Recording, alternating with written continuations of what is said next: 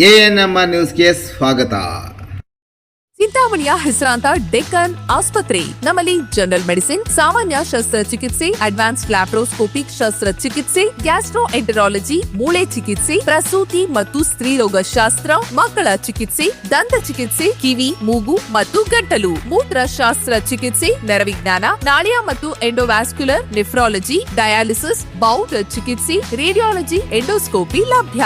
ಸೌಲಭ್ಯಗಳು general ward, private ward, twin sharing ward, day care, ತುರ್ತು ward, 3 modular OT, step down ICU ಜೊತೆಗೆ ಪ್ರಮುಖ ವಿಮಾ ಕಂಪನಿಗಳೊಂದಿಗೆ ನಗದು ರಹಿತ ಸೇವೆ ಲಭ್ಯ.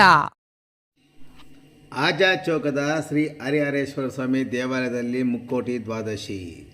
ಚಿಂತಾಮಣಿ ನಗರದ ಆಜಾದ್ ಚೌಕದ ಶ್ರೀ ಹರಿಹರೇಶ್ವರ ಸ್ವಾಮಿ ದೇವಾಲಯದ ಆವರಣದಲ್ಲಿರುವ ಶ್ರೀ ವೆಂಕಟೇಶ್ವರ ಸ್ವಾಮಿ ದೇವಾಲಯದಲ್ಲಿ ಮುಕ್ಕೋಟಿ ದ್ವಾದಶಿ ಪ್ರಯುಕ್ತ ಬೆಳಗ್ಗೆ ವಿಶೇಷ ಹೋಮ ಹವನ ಮತ್ತು ಅಲಂಕಾರ, ವಿಶೇಷ ಪೂಜೆ, ತೀರ್ಥ ಪ್ರಸಾದ ವಿನಿಯೋಗವನ್ನು ಏರ್ಪಡಿಸಲಾಗಿತ್ತು.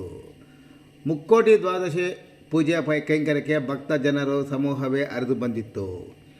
ಈ ಸಂದರ್ಭದಲ್ಲಿ ಮಾತನಾಡಿದ ದೇವಾಲಯದ ಧರ್ಮದರ್ಶಿ ಕುಟುಂಬದ ರಶ್ಮಿ ಹರ್ಷರವರು, ಶ್ರೀ ಹರಿಹರೇಶ್ವರ ಸ್ವಾಮಿ ದೇವಾಲಯ ಸುಮಾರು 400 ವರ್ಷಗಳ ಹಳೆಯದಾದ ದೇವಸ್ಥಾನವಾಗಿದೆ. ಸಾಮಾನ್ಯವಾಗಿ ದೇವಾಲಯಗಳಲ್ಲಿ ಶಿವನ ಮತ್ತು ವಿಷ್ಣು ದೇವಾಲಯಗಳು ಇರುತ್ತದೆ. ಆದರೆ ಇಲ್ಲಿನ ದೇವಾಲಯದಲ್ಲಿ ಶಿವ ಮತ್ತು ವಿಷ್ಣು ಇರುವುದು ವಿಶೇಷ ಎಂದರು. ವೈಕುಂಠ ಏಕಾದಶಿಯಂದು ವೈಕುಂಠದ ಉತ್ತರ ದ್ವಾರ ತೆರೆಯುತ್ತದೆ. ದೇವತೆಗಳೆಲ್ಲ ಮಹಾವಿಷ್ಣುವಿನ ದರ್ಶನ ಪಡೆಯುವ ಸಲುವಾಗಿ ಈ ದ್ವಾರದ ಮೂಲಕ ತೆರಳುತ್ತಾರೆ. ಆದ್ದರಿಂದ ದೇವಾಲಯಗಳ ಉತ್ತರ ದಿಕ್ಕಿನ ದ್ವಾರಗಳನ್ನು ತೆರೆಯಲಾಗುತ್ತದೆ, ಆ ಮೂಲಕ ದರ್ಶನ ಪಡೆಯಲಾಗುತ್ತದೆ ಎಂದರು. ಏಕಾದಶಿಯ ಮರುದಿನ ದ್ವಾದಶಿ ಆಚರಣೆ ಮಾಡುತ್ತಾರೆ. ಈ ರೀತಿ ಆಚರಣೆಯಿಂದ ಮೋಕ್ಷ ಸಿಗುತ್ತದೆ. ಜೊತೆಗೆ ಅಂದು ದೇವರ ಸ್ಮರಣೆ ಎಷ್ಟು ಹೆಚ್ಚು ಮಾಡಿದರೆ ಅಷ್ಟು ಶುಭ ಫಲ. ಮುಕ್ಕೋಟಿ ದ್ವಾದಶಿಯಂದು ಬೇರೆ ಯಾವ ಲೌಕಿಕ ಇಷ್ಟಾರ್ಥವನ್ನು ಬೇಡಿಕೊಳ್ಳಬಹುದು. ಇದರಿಂದ ಮನೆಯಲ್ಲಿನ ಅಶಾಂತಿ ನಿವಾರಣೆ ಆಗುತ್ತದೆ. ಸಂಪತ್ತು ಹಾಗೂ ಸಂತಾನ ಅಪೇಕ್ಷಿತರು ತಮ್ಮ ಮನಸ್ಸಿನ ಬಯಕೆಯನ್ನು ಬೇಡಿಕೊಂಡರೆ ಆ ಭಗವಂತ ನೆರವೇರಿಸುತ್ತಾನೆ ಎಂಬುದು ನಂಬಿಕೆ ಇದೆ ಎಂದು ಅವರು ವಿವರಿಸಿದರು. ದೇವಾಲಯಕ್ಕೆ ದೇವಾಲಯದ ಧರ್ಮದರ್ಶಿ ಮಂಡಳಿ ಸೇರಿದಂತೆ ಹಲವಾರು ಮುಖಂಡರು ಸೇರಿದಂತೆ ಸಾವಿರಾರು ಮಂದಿ ಭಕ್ತರು ಆಗಮಿಸಿ ದೇವರ ದರ್ಶನ ಸಹ ಪಡೆದರು.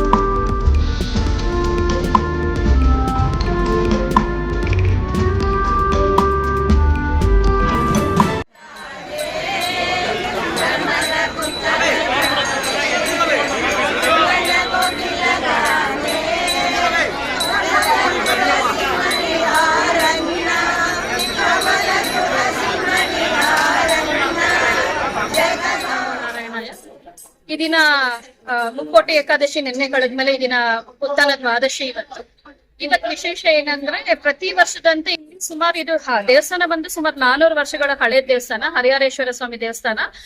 ಚಿಂತಾಮಣಿಯ ನಗರ ಭಾಗದಲ್ಲಿರುವಂತಹ ಆಜಾದ್ ಚೌಕ್ ನಲ್ಲಿರುವಂತಹ ದೇವಸ್ಥಾನ. ಏನ್ ನೋಡ್ತೀವಿ ಅಂದ್ರೆ ಒಂದು ಶಿವನ್ ದೇವಸ್ಥಾನ ಇರುತ್ತೆ, ಇಲ್ಲ ವಿಷ್ಣು ದೇವಸ್ಥಾನ ಇರುತ್ತೆ. ಬಟ್ ಇಲ್ಲಿ ವಿಶೇಷ ಏನಂದ್ರೆ ಶಿವ ಅಂಡ್ ವಿಷ್ಣು ಎರಡು ಹರಿಹರ ಇಬ್ಬರಿಗೂ ಬೇಡ್ ಬೀಳ್ದಿರುವಂತ ಒಂದು ದೇವಸ್ಥಾನ ಇಲ್ಲಿ ಪೂರ್ವಿಕರೇ ಕಟ್ಟಿದ್ದಾರೆ. ಇವತ್ತು ಉತ್ಥಾನ ದ್ವಾದಶಿ, ಎಲ್ಲ ಕಡೆನೂ ಉತ್ಥಾನ ಏಕಾದಶಿಗೆ ಒಂದು ವೈಕುಂಠ ದ್ವಾರ ದರ್ಶನ ಇರುತ್ತೆ. ಬಟ್ ಇಲ್ಲಿ ಪೂರ್ವ ಕಾಲದಿಂದಲೂ ಕೂಡ ಅದು ಪ್ರಚಲಿತದಲ್ಲಿರೋದು ಉತ್ಥಾನ ದ್ವಾದಶಿಗೆ ವೈಕುಂಠ ದ್ವಾರ ದರ್ಶನ.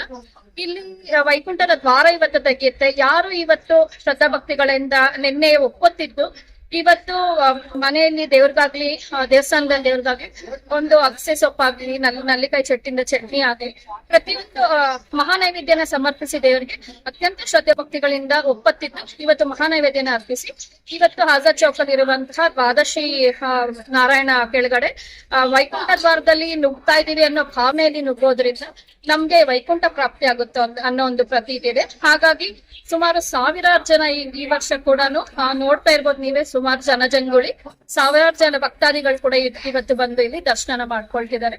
ಭಗವಂತ ಎಲ್ಲರಿಗೂ ఒళ్ళేది ಮಾಡ್ಲಿ ಅಂತ ಎಲ್ಲರ పరವಾಗಿ ಹಾರೈಸ್ತೀನಿ. కృష్ణ ముందుగా అందరికి వైకుంఠ ఏకాదశి మరియు ద్వాదశి శుభాశయాలు. ఇది అత్యంత విశేషమైన దినము. మనకి శాస్త్రంలో చెప్తారు, కాలక్షేపో న కర్తవ్యం క్షీణే ఆయు క్షణే క్షణే యమస్య కరుణా నాస్తి కర్తవ్యం హరికీర్తనం. అంటే మనము కాలక్షేపానికి సమయాన్ని వెచ్చించకూడదు అనమాట. కాలక్షేపం నా కర్తవ్యం క్షీణే ఆయు క్షణే క్షణే. ఒక్క క్షణము తగ్గింది అంటే నీ ఆయుష్లో ఒక క్షణం అయిపోయింది. అది మనము ఎన్ని వేల కోట్లు ఇచ్చినా కూడా తిరిగి తీసుకురాలేదు. క్షీణే ఆయు క్షణే క్షణే యమస్య కరుణా నాస్తి. యమధర్మరాజుకి కరుణ అనేది ఉండదు. కేవలము ఆయన నీ యొక్క పాప లిస్ట్ మాత్రమే పట్టి మాత్రమే చూసి ఆయన డిసిషన్స్ తీసుకుంటారనమాట. యమస్య కరుణా నాస్తి. సో కర్తవ్యం ఏమి?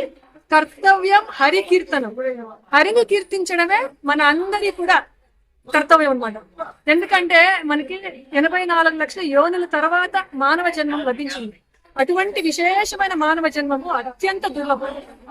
మనకి హనుమాచార్య వారు చెప్తారు, హరినామమే కరు ఆనందకరం మరుగవో మరుగవో మరుగవో. అంటే హరినామమే కడు ఆనందకరము.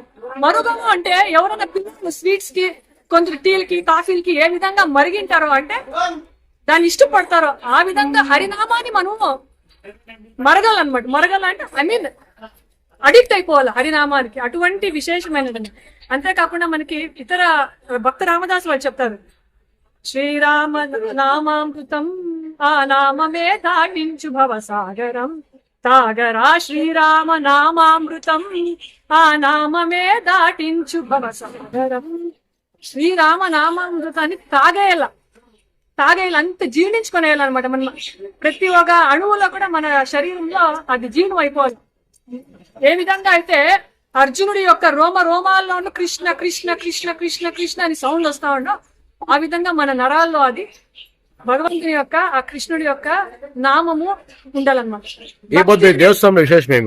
ఈ రోజు వైకుంఠ ద్వాదశి ప్రయుక్తంగా శ్రీ భూనీలా సమేత శ్రీ లక్ష్మీ వెంకటేశ్వర స్వామి వారిని వైకుంఠ ద్వారంలో మనం అందరూ కూడా దర్శనం చేసుకొని తరించవచ్చు అనమాట. ఎందుకంటే జన్మ మృత్యు జరా వ్యాధిని దాటించగలిగేది ఆయన ఒక్కడే అనమాట.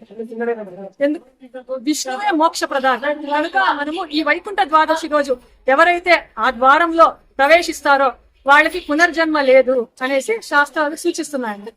కనుక ప్రతి ఒక్కరూ కూడా వైకుంఠ ద్వారం దర్శనాన్ని భగవంతుని చేసుకొని ప్రసన్నులు కావాల్సిందిగా ఆహ్వానిస్తున్నారు.